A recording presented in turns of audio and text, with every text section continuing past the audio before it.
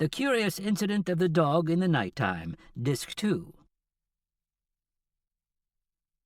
Chapter 73.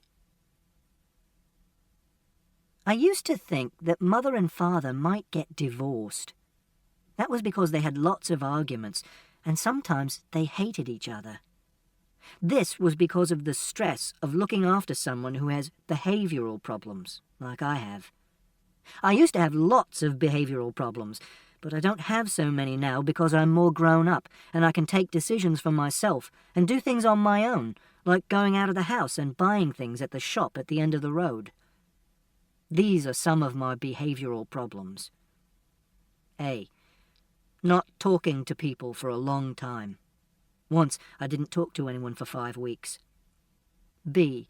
Not eating or drinking anything for a long time.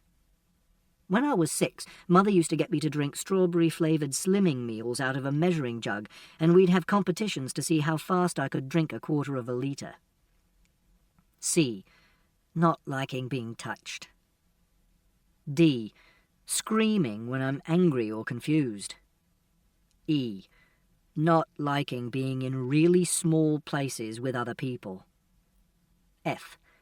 Smashing things when I'm angry or confused. G. Groaning. H. Not liking yellow things or brown things and refusing to touch yellow things or brown things. I. Refusing to use my toothbrush if anyone else has touched it. J. Not eating food if different sorts of food are touching each other. K. Not noticing that people are angry with me. L. Not smiling. M. Saying things that other people think are rude. People say that you always have to tell the truth, but they do not mean this, because you're not allowed to tell old people that they're old, and you're not allowed to tell people if they smell funny, or if a grown-up has made a fart. And you're not allowed to say, "I don't like you," unless that person has been horrible to you. N. Doing stupid things. Stupid things are things like emptying a jar of peanut butter onto the table in the kitchen and making it level with a knife so that it covers all the table right to the edges, or burning things on the gas stove to see what will happen to them, like my shoes, or silver foil, or sugar. O. Hitting other people. P. Hating France. Q. Driving Mother's car. I only did this once by borrowing the keys when she went into town on the bus, and I hadn't driven a car before, and I was 8 years old and 5 months, so I drove it into the wall, and the car isn't there anymore because Mother's dead. R. Getting cross when someone has moved the furniture. It is permitted to move the chairs and the table in the kitchen, because that's different, but it makes me feel dizzy and sick if someone has moved the sofa and the chairs around in the living room or the dining room. Mother used to do this when she did the hoovering, so I made a special plan of where all the furniture's meant to be and did measurements, and I put everything back in its proper place afterwards, and then I felt better. But since Mother died, Father hasn't done any hoovering, so that's okay. And Mrs. Shears did the hoovering once, but I did groaning, and she shouted at Father, and she never did it again. Sometimes these things would make Mother and Father really angry, and they'd shout at me, or they'd shout at each other. Sometimes Father would say, "Christopher, if you do not behave, I swear I shall knock the living daylights out of you." Or Mother would say, "Jesus, Christopher, I'm seriously considering putting you in a home." Or Mother would say, "You are going to drive me into an early grave." Chapter 79. When I got home, Father was sitting at the table in the kitchen, and he had made my supper. He was wearing a lumberjack shirt. The supper was baked beans and broccoli and 2 slices of ham, and they were laid out on the plate so that they weren't touching. He said, "Where have you been?" And I said, "I've been out." This is called a white lie. A white lie is not a lie at all. It's where you tell the truth, but you don't tell all of the truth. This means that everything you say is a white lie. Because when someone says, for example, "What do you want to do today?" you say, "I want to do painting with Mrs. Peters." But you don't say, "I want to have my lunch, and I want to go to the toilet, and I want to go home after school, and I want to play with Toby, and I want to have my supper, and I want to play on my computer, and I want to go to bed." And I said a white lie because I knew that Father didn't want me to be a detective. Father said, "I've just had a phone call from Mrs. Shears." I started eating my baked beans and broccoli and 2 slices of ham. Then Father asked, "What the hell were you doing poking round her garden?" I said, "I was doing detective work trying to find out who killed Wellington." Father replied, "How many times do I have to tell you, Christopher?" The baked beans and the broccoli and the ham were cold, but I didn't mind this. I eat very slowly, so my food is nearly always cold. Father said, "I told you to keep your nose out of other people's business." I said, "I think Mr. Shears probably killed Wellington." Father didn't say anything. I said, "He's my prime suspect, because I think someone might have killed Wellington to make Mrs. Shears sad, and a murder is usually committed by someone known—" Father banged the table with his fist really hard, so that the plates and his knife and fork jumped around, and my ham jumped sideways so that it touched the broccoli, so I couldn't eat the ham or the broccoli anymore. Then he shouted, "I will not have that man's name mentioned in my house." I asked, "Why not?" And he said, "That man is evil." And I said, "Does that mean he might have killed Wellington?" Father put his head in his hands and said, "Jesus wept." I could see that Father was angry with me, so I said, "I know you told me not to get involved in other people's business, but Mrs. Shears is a friend of ours." And Father said, "Well, she's not a friend any more." And I asked, "Why not?" And Father said, "Okay, Christopher, I am going to say this for the last and final time. I will not tell you again. Look at me when I'm talking to you, for God's sake. Look at me. You are not to go asking Mrs. Shears about who killed that bloody dog. You are not to go asking anyone about who killed that bloody dog. You are not to go trespassing in other people's gardens. You are to stop this ridiculous bloody detective game right now." I didn't say anything. Father said, "I'm going to make you promise, Christopher. And you know what it means when I make you promise." I did know what it meant when you say you promise something. You have to say that you will never do something again, and then you must never do it, because that would make the promise a lie. I said, "I know." Father said, "Promise me you will stop doing these things. Promise me that you will give up this ridiculous game right now. Okay?" I said, "I promise." Chapter 83. I think I would make a very good astronaut. To be a good astronaut, you have to be intelligent, and I'm intelligent. You also have to understand how machines work, and I'm good at understanding how machines work. You also have to be someone who would like being on their own in a tiny spacecraft thousands and thousands of miles away from the surface of the Earth and not panic or get claustrophobia or homesick or insane. And I really like little spaces, so long as there's no one else in them with me. Sometimes, when I want to be on my own, I get into the airing cupboard in the bathroom and slide in beside the boiler and pull the door closed behind me and sit there and think for hours, and it makes me feel very calm. So I would have to be an astronaut on my own, or have my own part of the spacecraft which no one else could come into. And also, there are no yellow things or brown things in a spacecraft, so that would be okay too.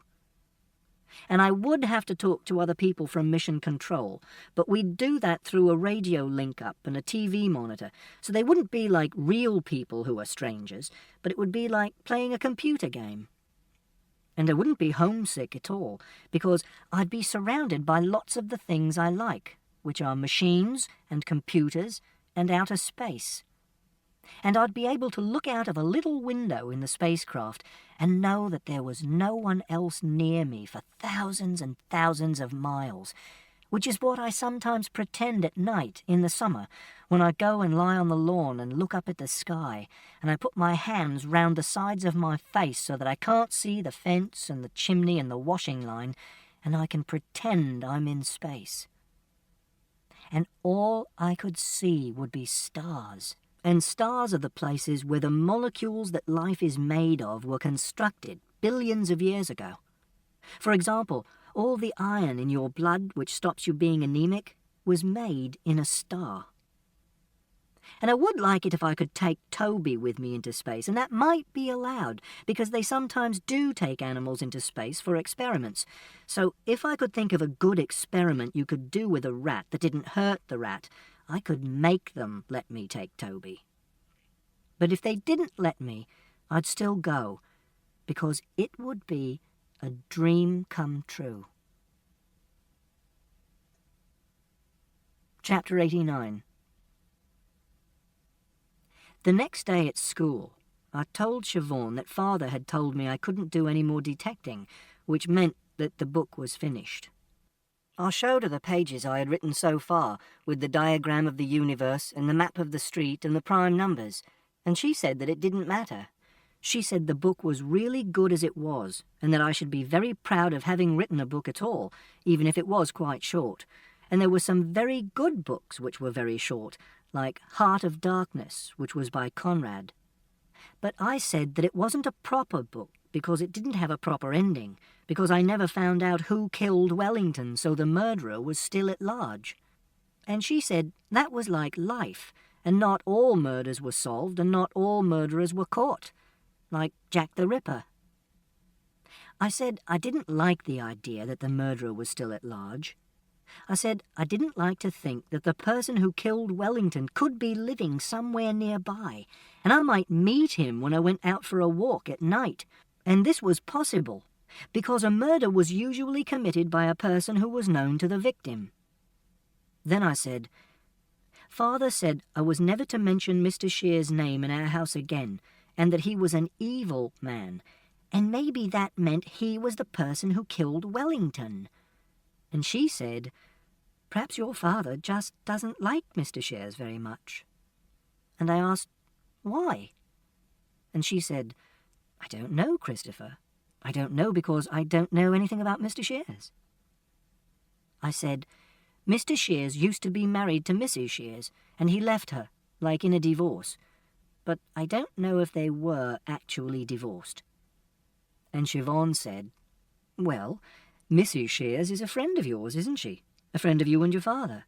So perhaps your father doesn't like Mr. Shears because he left Mrs. Shears, because he did something bad to someone who's a friend. And I said, but Father says Mrs. Shears isn't a friend of ours anymore. And Siobhan said, I'm sorry, Christopher. I wish I could answer all these questions, but I simply don't know. Then the bell went for the end of school. The next day, I saw 4 yellow cars in a row on the way to school, which made it a black day. So I didn't eat anything at lunch, and I sat in the corner of the room all day and read my A-level maths course book. And the next day, too, I saw 4 yellow cars in a row on the way to school, which made it another black day, too. So I didn't speak to anyone, and for the whole afternoon I sat in the corner of the library, groaning, with my head pressed into the join between the 2 walls, and this made me feel calm and safe. But on the 3rd day, I kept my eyes closed all the way to school until we got off the bus, because after I've had 2 black days in a row, I'm allowed to do that. Chapter 97. But it wasn't the end of the book, because 5 days later I saw 5 red cars in a row, which made it a super good day, and I knew that something special was going to happen. Nothing special happened at school, so I knew that something special was going to happen after school. And when I got home, I went down to the shop at the end of our road to buy some licorice laces and a Milky Bar with my pocket money. And when I'd bought my licorice laces and a Milky Bar, I turned round and saw Mrs. Alexander, the old lady from number 39, who was in the shop as well. She wasn't wearing jeans now. She was wearing a dress like a normal old lady, and she smelt of cooking. She said, "What happened to you the other day?" I asked, "Which day?" And she said, "I came out again and you'd gone. I had to eat all the biscuits myself." I said, "I went away." And she said, "I gathered that." I said, "I thought you might ring the police." And she said, "Why on earth would I do that?" And I said, "Because I was poking my nose into other people's business, and Father said I shouldn't investigate who killed Wellington, and a policeman gave me a caution, and if I get into trouble again, it will be a lot worse because of the caution." Then the Indian lady behind the counter said to Mrs. Alexander, "Can I help you?" And Mrs. Alexander said she'd like a pint of milk and a packet of Jaffa cakes, and I went out of the shop. When I was outside the shop, I saw that Mrs. Alexander's dachshund was sitting on the pavement. It was wearing a little coat made out of tartan material, which is Scottish and Czech. She had tied its lead to the drain pipe next to the door. I liked dogs, so I bent down and I said hello to her dog, and it licked my hand. Its tongue was rough and wet, and it liked the smell on my trousers and started sniffing them. Then Mrs. Alexander came outside and said, "His name is Ivor." I didn't say anything. And Mrs. Alexander said, "You're very shy, aren't you, Christopher?" And I said, "I'm not allowed to talk to you." And she said, "Don't worry. I'm not going to tell the police, and I'm not going to tell your father, because there's nothing wrong with having a chat. Having a chat is just being friendly, isn't it?" I said, "I can't do chatting." Then she said, "Do you like computers?" And I said, "Yes, I like computers. I have a computer at home in my bedroom." And she said, "I know. I can see you sitting at your computer in your bedroom sometimes when I look across the street." Then she untied Ivor's lead from the drain pipe. I wasn't going to say anything because I didn't want to get into trouble. Then I thought that this was a super good day, and something special hadn't happened yet, so it was possible that talking to Mrs. Alexander was the special thing that was going to happen. And I thought that she might tell me something about Wellington or about Mr. Shears without me asking her, so that wouldn't be breaking my promise. So I said, "And I like maths and looking after Toby, and also I like outer space and I like being on my own." And she said, "I bet you're very good at maths, aren't you?" And I said, "I am. I'm going to do my A-level maths next month, and I'm going to get an A grade." And Mrs. Alexander said, "Really? A-level maths?" I replied, "Yes, I don't tell lies." And she said, "I apologize. I didn't mean to suggest that you were lying. I just wondered if I'd heard you correctly. I'm a little deaf sometimes." And I said, "I remember you told me." And then I said, "I'm the first person to do an A-level from my school, because it's a special school." And she said, "Well, I'm very impressed, and I hope you do get an A." And I said, "I will." And she said, "And the other thing I know about you is that your favourite colour is not yellow." And I said, "No, and it's not brown either. My favourite colour is red, and metal colour." Then Ivor did a poo, and Mrs. Alexander picked it up with her hand inside a little plastic bag, and then she turned the plastic bag inside out and tied a knot in the top, so that the poo was all sealed up, and she didn't touch the poo with her hands. And then I did some reasoning. I reasoned that Father had only made me do a promise about 5 things, which were: 1, not to mention Mr. Shears' name in our house.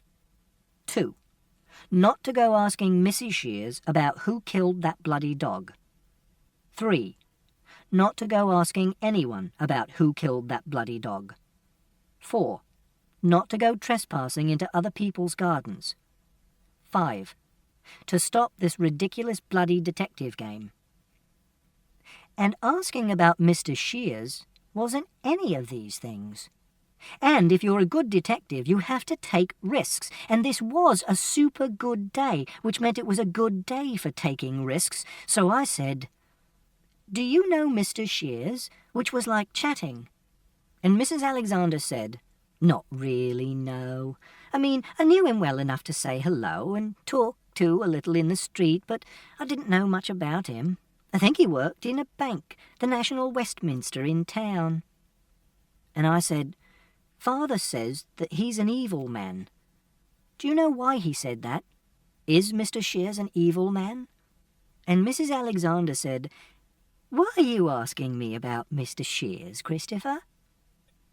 I didn't say anything, because I didn't want to be investigating Wellington's murder, and that was the reason I was asking about Mr. Shears. But Mrs. Alexander said, "Is this about Wellington?" And I nodded, because that didn't count as being a detective. Mrs. Alexander didn't say anything. She walked to the little red box on a pole next to the gate to the park, and she put Ivor's poo into the box, which was a brown thing inside a red thing which made my head feel funny, so I didn't look. Then she walked back to me. She sucked in a big breath and said, "Perhaps it would be best not to talk about these things, Christopher." And I asked, "Why not?" And she said, "Because—" Then she stopped and decided to start saying a different sentence.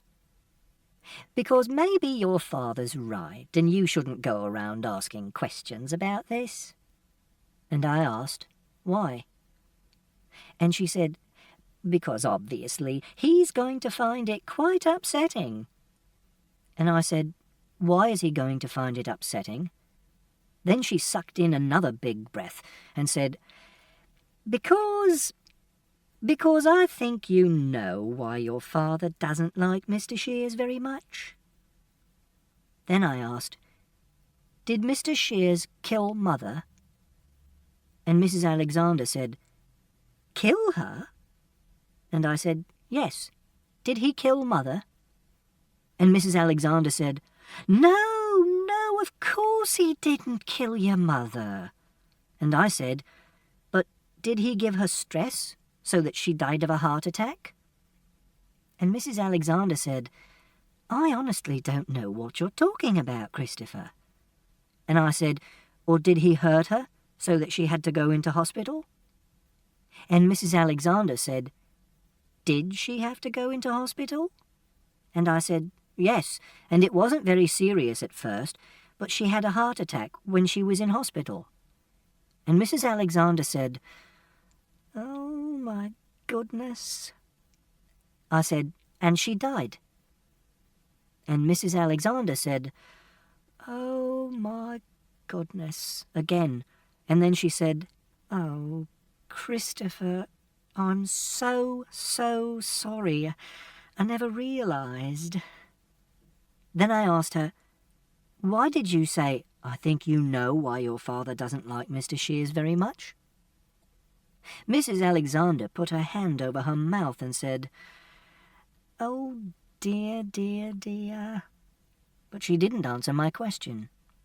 So I asked her the same question again, because in a murder mystery novel, when someone doesn't want to answer a question, it's because they're trying to keep a secret or trying to stop someone getting into trouble, which means that the answers to those questions are the most important answers of all, and that's why the detective has to put that person under pressure.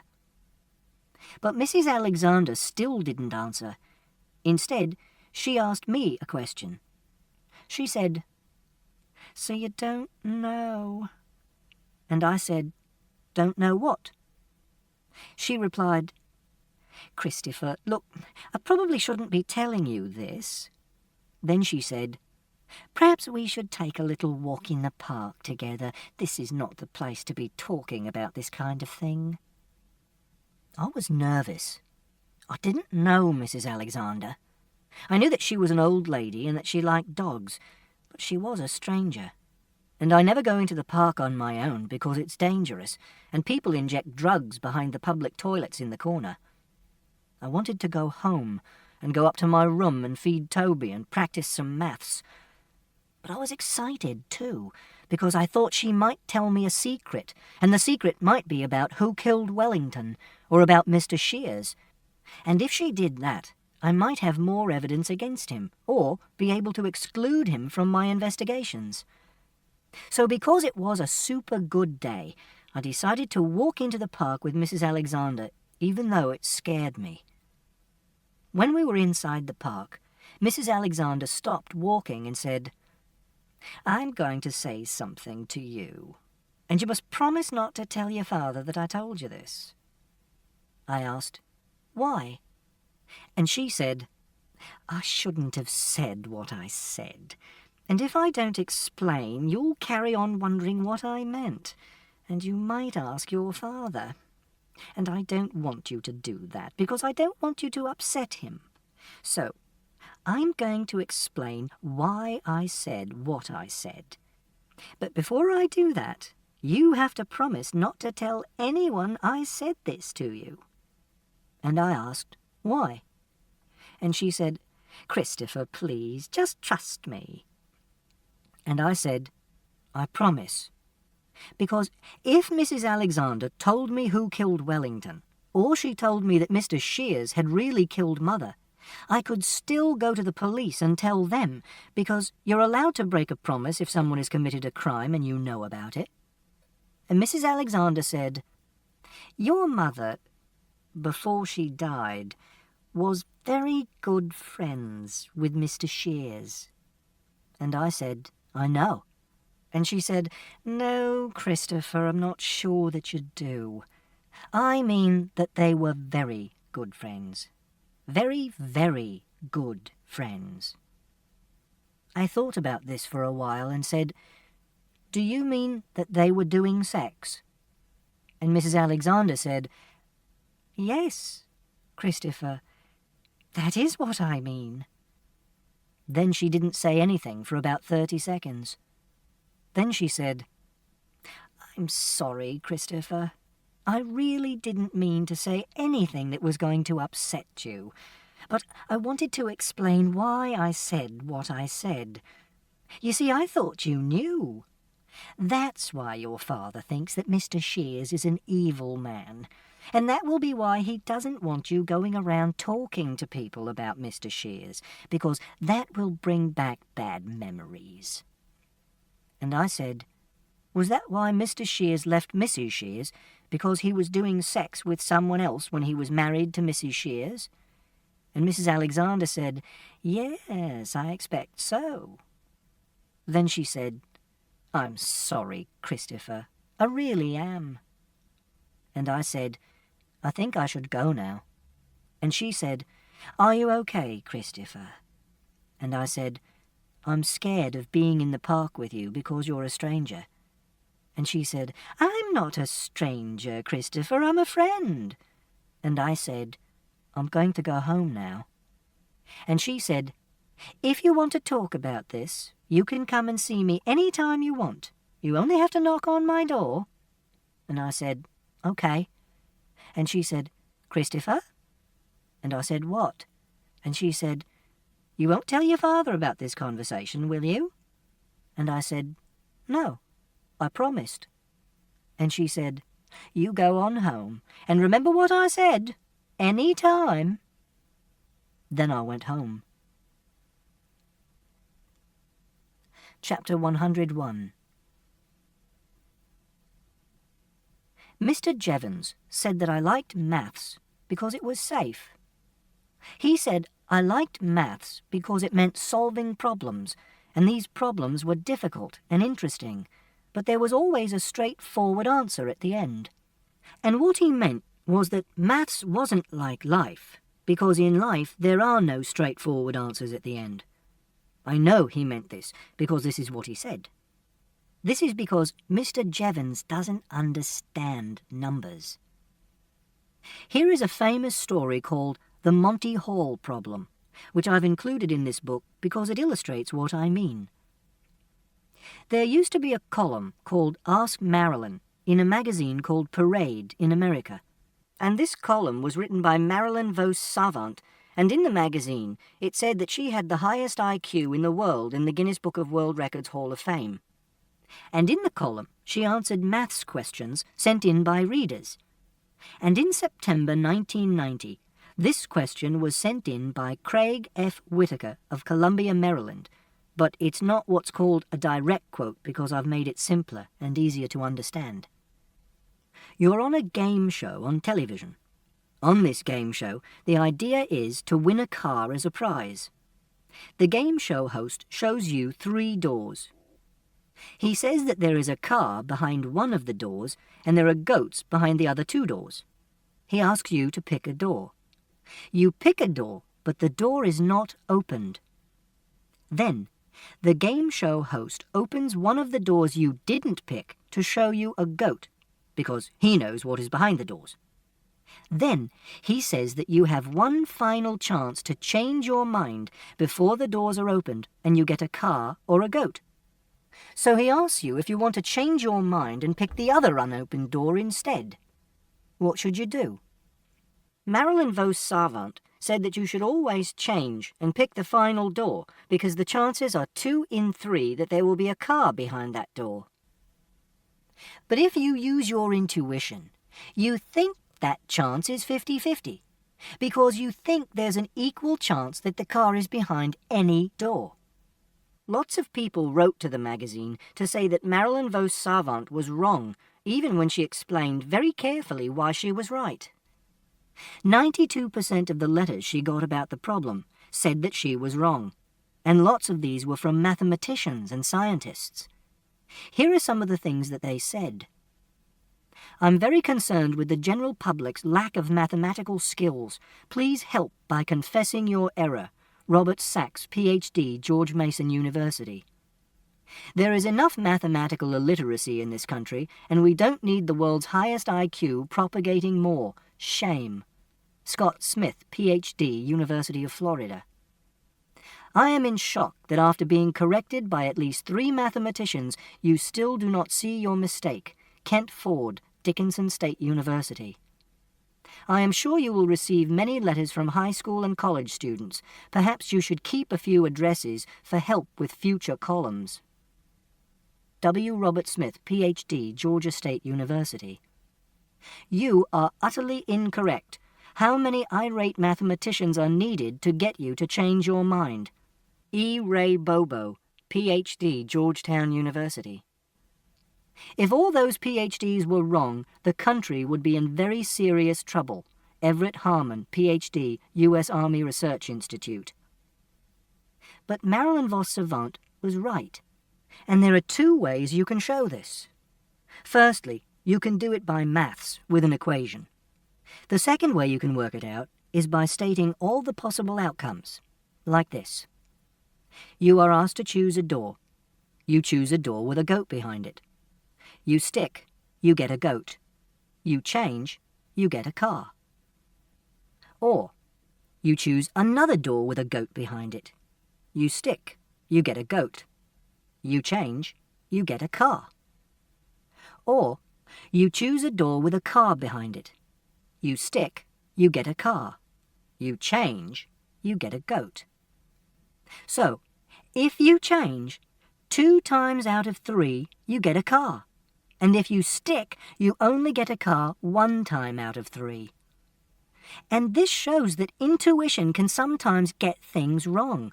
And intuition is what people use in life to make decisions.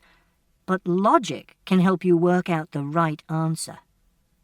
It also shows that Mr. Jevons was wrong, and numbers are sometimes very complicated and not very straightforward at all. And that's why I like the Monty Hall problem. Chapter 103. When I got home, Rhodri was there. Rhodri is the man who works for Father, helping him do heating maintenance and boiler repair. And he sometimes comes round to the house in the evening to drink beer with Father and watch the television and have a conversation. Rhodri was wearing a pair of white dungarees which had dirty marks all over them, and he had a gold ring on the middle finger of his left hand, and he smelt of something I don't know the name of, which Father often smells of when he comes home from work. I put my licorice laces and my Milky Bar in my special food box on the shelf which Father's not allowed to touch because it's mine. Then Father said, "And what have you been up to, young man?" And I said, "I went to the shop to get some licorice laces and a Milky Bar." And he said, "You were a long time." And I said, "I talked to Mrs. Alexander's dog outside the shop, and I stroked him and he sniffed my trousers," which was another white lie. Then Rhodri said to me, "God, you do get the 3rd degree, don't you?" But I didn't know what the 3rd degree was. And he said, "So, how you doing, Captain?" And I said, "I'm doing very well, thank you," which is what you're meant to say. And he said, "What's 251 times 864? And I thought about this, and I said, 216,864. Because it was a really easy sum, because you just multiply 864 times 1,000, which is 864,000. Then you divide it by 4, which is 216,000, and that's 250 times 864. Then you just add another 864 onto it to get 251 times 864, and that's 216,864. And I said, "Is that right?" And Rhodri said, "I haven't got a bloody clue," and he laughed. I don't like it when Rhodri laughs at me. Rhodri laughs at me a lot.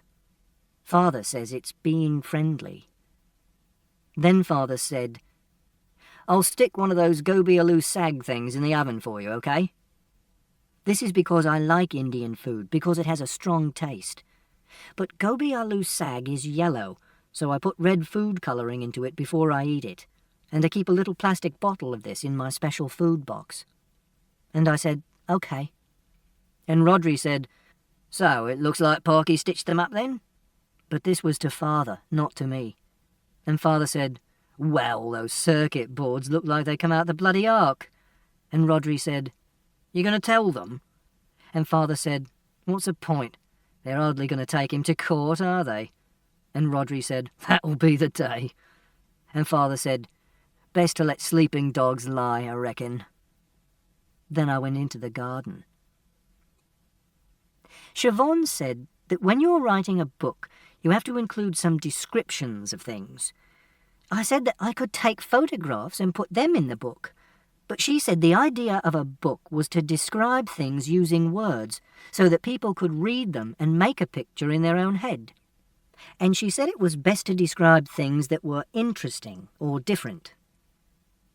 She also said that I should describe people in the story by mentioning 1 or 2 details about them, so that people could make a picture of them in their head, which is why I wrote about Mr. Jevons's shoes with all the holes in them, and the policeman who looked as if he had 2 mice in his nose, and the thing Rhodri smelled of but I didn't know the name for. So I decided to do a description of the garden. But the garden wasn't very interesting or different. It was just a garden, with grass and a shed and a clothesline. But the sky was interesting and different, because usually skies look boring because they're all blue or all grey or all covered in one pattern of clouds, and they don't look like they're hundreds of miles above your head. They look like someone might have painted them on a big roof. But this sky had lots of different types of clouds in it at different heights, so you could see how big it was, and this made it look enormous. Furthest away in the sky were lots of little white clouds, which looked like fish scales or sand dunes, which had a very regular pattern. Then, next furthest away and to the west were some big clouds which were coloured slightly orange because it was nearly evening and the sun was going down. Then, closest to the ground, was a huge cloud which was coloured grey because it was a rain cloud, and it was a big, pointy shape. And when I looked at it for a long time, I could see it moving, very slowly, and it was like an alien spaceship, hundreds of kilometres long, like in Dune, or Blake's 7, or Close Encounters of the Third Kind, except that it wasn't made of solid material, it was made of droplets of condensed water vapour, which is what clouds are made of. And it could have been an alien spaceship. People think that alien spaceships would be solid and made of metal and have lights all over them and move slowly through the sky, because that's how we'd build a spaceship if we were able to build one that big. But aliens, if they exist, would probably be very different from us.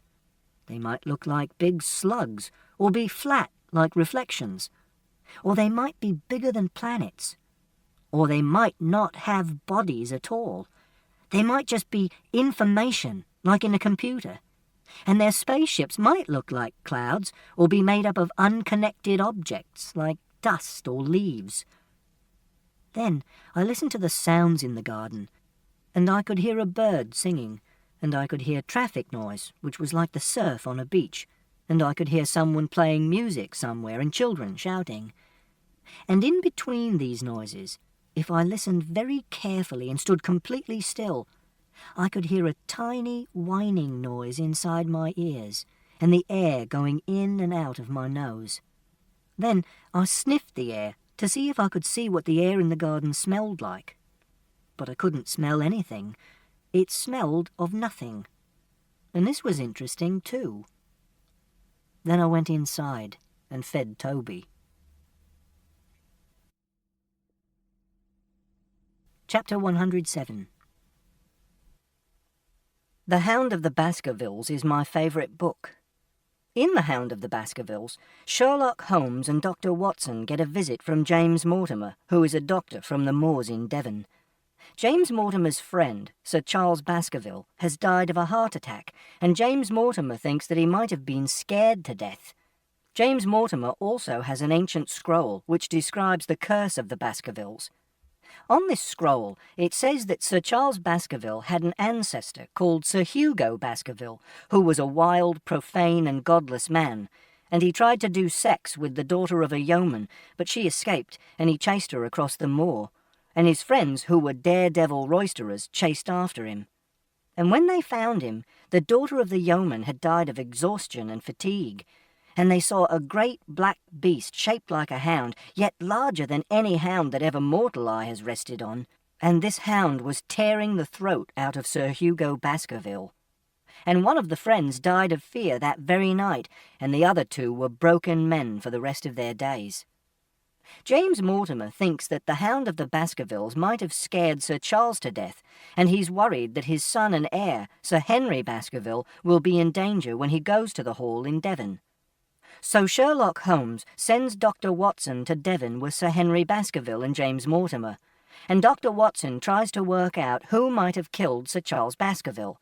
And Sherlock Holmes says that he will stay in London, but he travels to Devon secretly and does investigations of his own. And Sherlock Holmes finds out that Sir Charles was killed by a neighbour called Stapleton, who's a butterfly collector and a distant relation of the Baskervilles. And Stapleton is poor, so he tries to kill Sir Henry Baskerville so that he'll inherit the Hall. In order to do this, he's brought a huge dog from London and covered it in phosphorus to make it glow in the dark, and it was this dog which scared Sir Charles Baskerville to death, and Sherlock Holmes and Watson and Lestrade from Scotland Yard catch him. And Sherlock Holmes and Watson shoot the dog, which is one of the dogs which gets killed in the story, which isn't nice because it's not the dog's fault. And Stapleton escapes into the Grimpen Mire, which is part of the moor, and he dies because he's sucked into a bog. There are some bits of the story I don't like. One bit is the ancient scroll, because it's written in old language which is difficult to understand, like this. Learn then from this story not to fear the fruits of the past, but rather to be circumspect in the future, that those foul passions whereby our family has suffered so grievously may not again be loosed to our undoing. And sometimes Sir Arthur Conan Doyle, who's the author, describes people like this.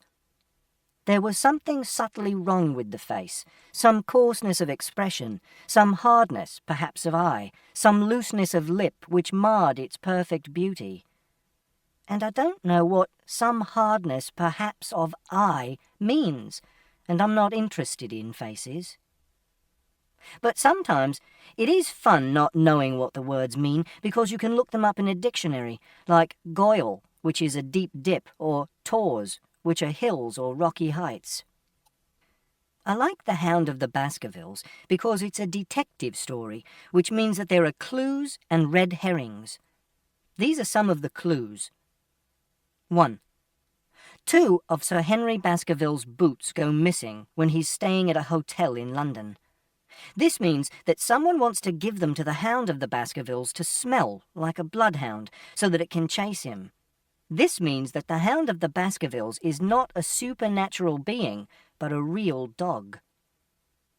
2. Stapleton is the only person who knows how to get through the Grimpen Mire, and he tells Watson to stay out of it for his own safety. This means that he's hiding something in the middle of the Grimpen Mire and doesn't want anyone else to find it. 3. Mrs. Stapleton tells Dr. Watson to go straight back to London instantly. This is because she thinks Dr. Watson is Sir Henry Baskerville, and she knows that her husband wants to kill him. And these are some of the red herrings. 1. Sherlock Holmes and Watson are followed when they're in London by a man in a coach with a black beard. This makes you think that the man is Barrymore, who's the caretaker at Baskerville Hall, because he's the only other person who has a black beard, but the man is really Stapleton, who's wearing a false beard. 2. Selden, the Notting Hill murderer.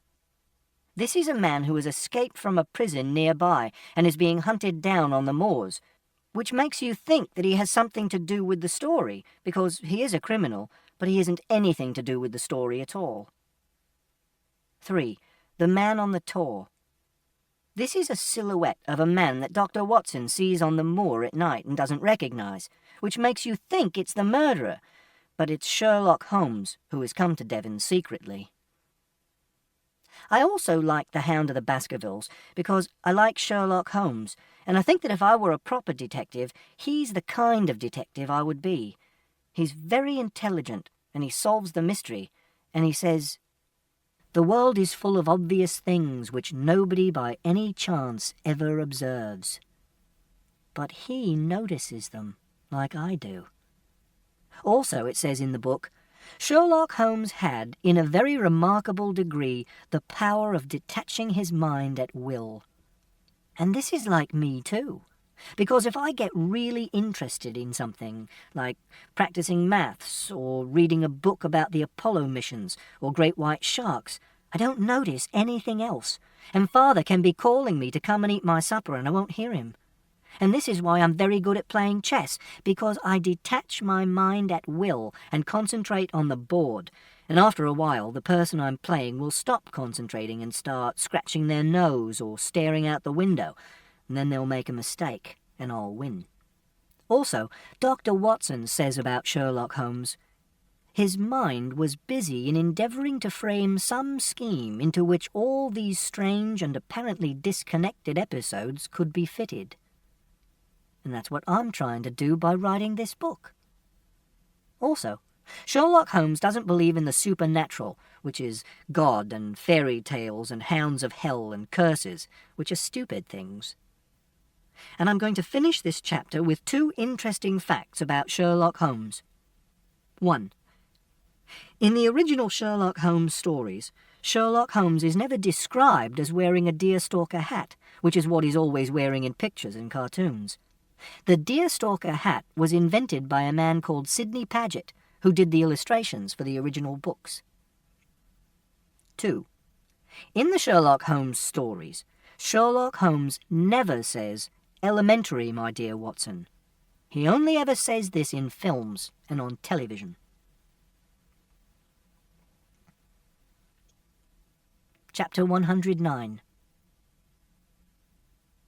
That night, I wrote some more of my book, and the next morning I took it into school so that Siobhan could read it and tell me if I'd made mistakes with the spelling and the grammar.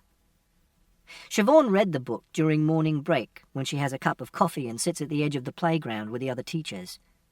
And after morning break, she came and sat down next to me and said she had read the bit about my conversation with Mrs. Alexander, and she said, "Have you told your father about this?" And I replied, "No." And she said, "Are you going to tell your father about this?" And I replied, "No." And she said, "Good. I think that's a good idea, Christopher." And then she said, "Did it make you sad to find this out?" And I asked, "Find what out?" And she said, "Did it make you upset to find out that your mother and Mr. Shears had an affair?" And I said, "No." And she said, "Are you telling the truth, Christopher?" And then I said, "I always tell the truth." And she said, "I know you do, Christopher, but sometimes we get sad about things, and we don't like to tell other people that we are sad about them. We like to keep it a secret. Or sometimes we're sad, but we don't really know we're sad. So we say we aren't sad, but we really are." And I said, "I'm not sad." And she said, "If you do start to feel sad about this, I want you to know that you can come and talk to me about it, because I think talking to me will help you feel less sad. And if you don't feel sad, but you just want to talk to me about it, that would be okay too. Do you understand?" And I said, "I understand." And she said, "Good." And I replied, "But I don't feel sad about it, because Mother's dead, and because Mr. Shears isn't around anymore. So I would be feeling sad about something that isn't real and doesn't exist. And that would be stupid." And then I practiced maths for the rest of the morning, and at lunch I didn't have the quiche because it was yellow, but I did have the carrots and the peas and lots of tomato ketchup. And for afters I had some blackberry and apple crumble, but not the crumble bit because that was yellow too, and I got Mrs. Davis to take the crumble bit off before she put it onto my plate, because it doesn't matter if different sorts of food are touching before they're actually on your plate. Then, after lunch, I spent the afternoon doing art with Mrs. Peters, and I painted some pictures of aliens.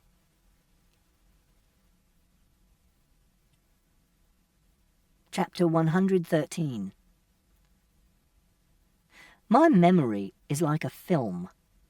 That's why I'm really good at remembering things, like the conversations I've written down in this book, and what people were wearing, and what they smelled like, because my memory has a smell track, which is like a soundtrack. And when people ask me to remember something, I can simply press rewind and fast forward and pause like on a video recorder, but more like a DVD, because I don't have to rewind through everything in between to get to a memory of something a long time ago. And there are no buttons either, because it's happening in my head.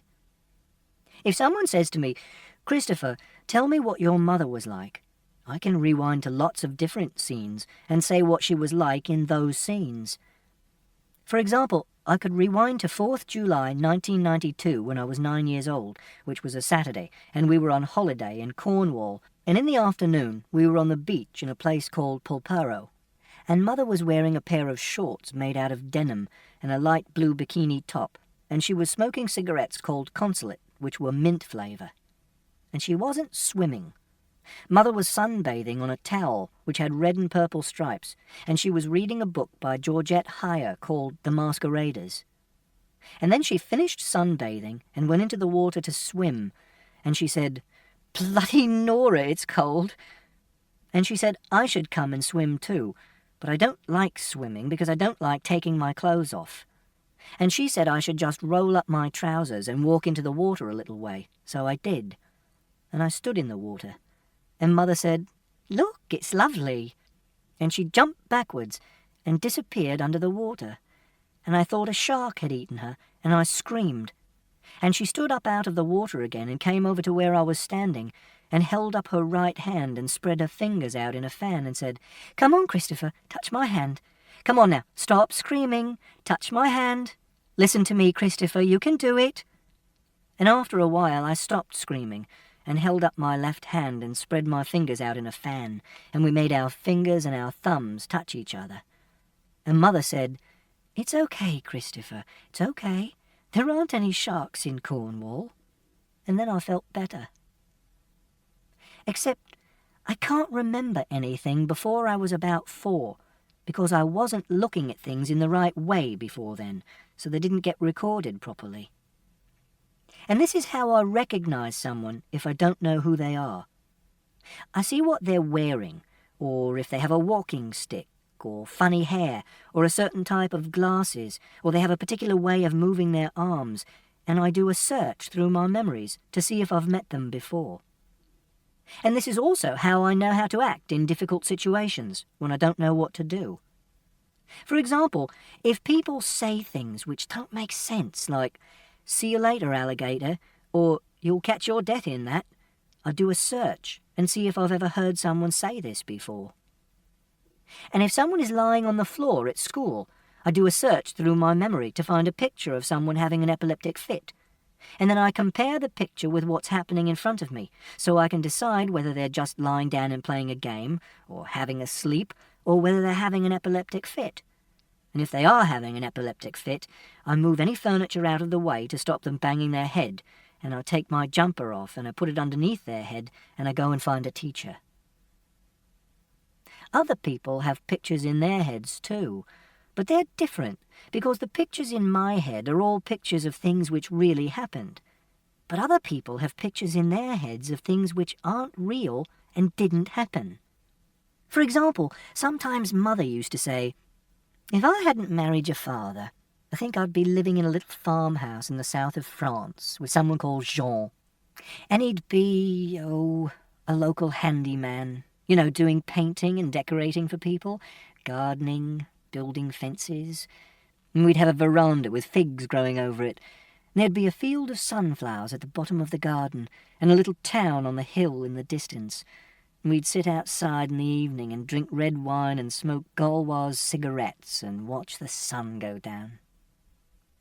And Siobhan once said that when she felt depressed or sad, she'd close her eyes and she'd imagine that she was staying in a house on Cape Cod with her friend Ellie, and they'd take a trip on a boat from Provincetown and go out into the bay to watch the humpback whales, and that made her feel calm and peaceful and happy. And sometimes, when someone has died, like Mother died, people say, "What would you want to say to your mother if she was here now?" Or, "What would your mother think about that?" Which is stupid, because Mother's dead, and you can't say anything to people who are dead, and dead people can't think. And Grandmother has pictures in her head too, but her pictures are all confused, like someone's muddled the film up and she can't tell what happened in what order, so she thinks that dead people are still alive, and she doesn't know whether something happened in real life or whether it happened on television. Chapter 127. When I got home from school, Father was still out at work, so I unlocked the front door and went inside and took my coat off. I went into the kitchen and put my things on the table, and one of the things was this book, which I had taken into school to show to Siobhan. I made myself a raspberry milkshake and heated it up in the microwave, and then went through to the living room to watch one of my Blue Planet videos about life in the deepest parts of the ocean. The video was about the sea creatures who live around sulfur chimneys, which are underwater volcanoes where gases are ejected from the Earth's crust into the water. Scientists never expected there to be any living organisms there because it was so hot and so poisonous, but there are whole ecosystems there. I like this bit because it shows you that there's always something new that science can discover, and all the facts that you take for granted can be completely wrong. And also, I like the fact that they're filming in a place which is harder to get to than the top of Mount Everest, but is only a few miles away from sea level. And it's one of the quietest and darkest and most secret places on the surface of the Earth. And I like imagining that I'm there sometimes, in a spherical metal submersible with windows that are 30 centimeters thick to stop them from imploding under the pressure. And I imagine that I am the only person inside it, and that it's not connected to a ship at all, but it can operate under its own power, and I can control the motors and move anywhere I want to on the seabed, and I can never be found. Father came home at 5:48 p.m. I heard him come through the front door. Then he came into the living room. He was wearing a lime green and sky blue check shirt, and there was a double knot on one of his shoes, but not on the other. He was carrying an old advert for Fussel's milk powder, which was made of metal and painted with blue and white enamel and covered with little circles of rust which were like bullet holes, but he didn't explain why he was carrying this. He said, "Howdy, pardner," which is a joke he does. And I said, "Hello." I carried on watching the video, and Father went into the kitchen. I had forgotten that I had left my book lying on the kitchen table because I was too interested in the Blue Planet video. This is what is called relaxing your guard, and it's what you must never do if you're a detective. It was 5:54 p.m. when Father came back into the living room. He said, "What is this?" But he said it very quietly, and I didn't realize that he was angry because he wasn't shouting. He was holding the book in his right hand. I said, "It's a book I'm writing." And he said, "Is this true? Did you talk to Mrs. Alexander?" He said this very quietly as well, so I still didn't realize that he was angry. And I said, "Yes." Then he said, "Holy fucking Jesus, Christopher, how stupid are you?" This is what Siobhan says is called a rhetorical question. It has a question mark at the end, but you're not meant to answer it because the person who's asking it already knows the answer. It's difficult to spot a rhetorical question. Then Father said, "What the fuck did I tell you, Christopher?" This was much louder. And I replied, "Not to mention Mr. Shear's name in our house, and not to go asking Mrs. Shears or anyone about who killed that bloody dog, and not to go trespassing in other people's gardens, and to stop this ridiculous bloody detective game, except I haven't done any of those things. I just asked Mrs. Alexander about Mr. Shears because—" But Father interrupted me and said, "Don't give me that bollocks, you little shit. You knew exactly what you were bloody doing. I've read the book, remember?" And when he said this, he held up the book and shook it. "What else did I say, Christopher?" I thought that this might be another rhetorical question, but I wasn't sure. I found it hard to work out what to say because I was starting to get scared and confused. Then Father repeated the question. "What else did I say, Christopher?" I said, "I don't know." And he said, "Come on, you're the fucking memory man." But I couldn't think. And Father said, "Not to go around sticking your fucking nose into other people's business." And what do? You go around sticking your nose into other people's business. You go around raking up the past and sharing it with every Tom, Dick and Harry you bump into. What am I going to do with you, Christopher? What the fuck am I going to do with you? I said, "I was just doing chatting with Mrs. Alexander. I wasn't doing investigating." And he said, "I ask you to do one thing for me, Christopher, one thing." And I said, "I didn't want to talk to Mrs. Alexander. It was Mrs. Alexander who—" But Father interrupted me and grabbed hold of my arm really hard. Father had never grabbed hold of me like that before. Mother had hit me sometimes because she was a very hot-tempered person, which means that she got angry more quickly than other people and she shouted more often. But Father is a more level-headed person, which means he doesn't get angry as quickly and he doesn't shout as often. So I was very surprised when he grabbed me. I don't like it when people grab me, and I don't like being surprised either, so I hit him, like I hit the policeman when he took hold of my arms and lifted me onto my feet. But Father didn't let go, and he was shouting, and I hit him again, and then I didn't know what I was doing anymore. I had no memories for a short while. I know it was a short while because I checked my watch afterwards. It was like someone had switched me off and then switched me on again. And when they switched me on again, I was sitting on the carpet with my back against the wall, and there was blood on my right hand, and the side of my head was hurting. And Father was standing on the carpet a metre in front of me, looking down at me, and he was still holding my book in his right hand, but it was bent in half, and all the corners were messed up, and there was a scratch on his neck and a big rip in the sleeve of his green and blue check shirt, and he was breathing really deeply. After about a minute, he turned and he walked through to the kitchen. Then he unlocked the back door into the garden and went outside. I heard him lift the lid of the dustbin and drop something into it and put the lid of the dustbin back on. Then he came back into the kitchen again, but he wasn't carrying the book anymore. Then he locked the back door and put the key into the little china jug that's shaped like a fat nun, and he stood in the middle of the kitchen and closed his eyes. Then he opened his eyes and he said, "I need a fucking drink." And he got himself a... Chapter 131.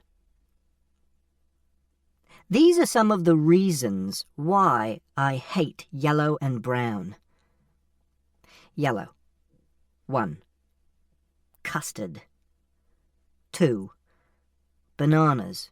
Bananas also turn brown. 3.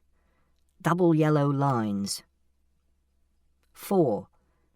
Yellow fever, which is a disease from tropical America and West Africa, which causes a high fever, acute nephritis, jaundice, and hemorrhages. And it's caused by a virus transmitted by the bite of a mosquito called Aedes aegypti, which used to be called Stegomyia fasciata, and nephritis is inflammation of the kidneys. 5. Yellow flowers, because I get hay fever from flower pollen, which is one of 3 sorts of hay fever, and the others are from grass pollen and fungus pollen, and it makes me feel ill. 6. Sweet corn, because it comes out in your poo and you don't digest it, so you're not really meant to eat it, like grass or leaves. Brown. 1. Dirt. 2. Gravy. 3. Poo. 4. Wood, because people used to make machines and vehicles out of wood, but they don't anymore because wood breaks and goes rotten and has worms in sometimes, and now people make machines and vehicles out of metal and plastic, which are much better and more modern. 5. Melissa Brown, who is a girl at school who is not actually brown like Anil or Mohammed. It's just her name, but she tore my big astronaut painting into 2 pieces and threw it away, even after Mrs. Peters sellotaped it together again because it looked broken. Mrs. Forbes said that hating yellow and brown is just being silly, and Siobhan said that she shouldn't say things like that and everyone has favourite colours. And Siobhan was right, but Mrs. Forbes was a bit right too, because it is sort of being silly. But in life, you have to take lots of decisions, and if you don't take decisions, you would never do anything, because you'd spend all your time choosing between things you could do. So it's good to have a reason why you hate some things and you like others.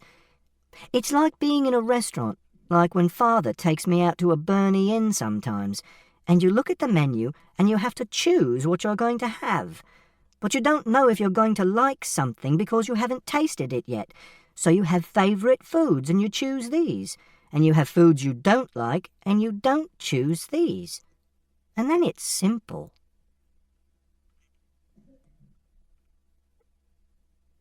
Chapter 137. The next day, Father said he was sorry that he had hit me, and he didn't mean to. He made me wash the cut on my cheek with Dettol to make sure that it wasn't infected. Then he got me to put a plaster on it so it didn't bleed. Then, because it was a Saturday, he said he was going to take me on an expedition to show me that he was properly sorry, and we were going to Twycross Zoo. So he made me some sandwiches with white bread and tomatoes and lettuce and ham and strawberry jam for me to eat, because I don't like eating food from places I don't know. And he said it would be okay, because there wouldn't be too many people at the zoo because it was forecast to rain. And I was glad about that, because I don't like crowds of people and I like it when it's raining. So I went and got my waterproof, which is orange. Then we drove to Twycross Zoo. I had never been to Twycross Zoo before, so I didn't have a picture of it in my mind before we got there, so we bought a guidebook from the information centre, and then we walked round the whole zoo, and I decided which were my favourite animals. My favourite animals were 1. Randyman, which is the name of the oldest red-faced black spider monkey, Ateles paniscus paniscus, ever kept in captivity. Randyman is 44 years old, which is the same age as Father. He used to be a pet on a ship and have a metal band round his stomach, like in a story about pirates. 2. The Patagonian sea lions, which are called Miracle and Star. 3. Maliku, which is an orangutan.